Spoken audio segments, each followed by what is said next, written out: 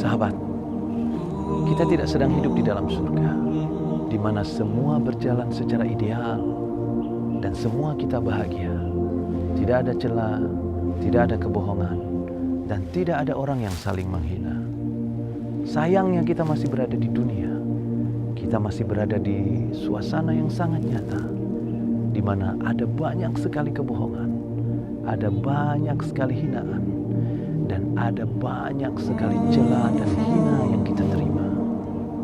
Bagaimanapun, jangan habiskan energimu untuk meladeni celaan, hinaan, dan kritik mereka. Apalagi curhat mereka di media.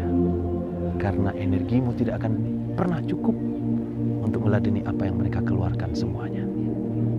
Lakukan saja apa yang engkau anggap benar, sambil terus kita belajar. Paling tidak, kita akan menjadi lebih bijak dan menjadi orang yang lebih sabar.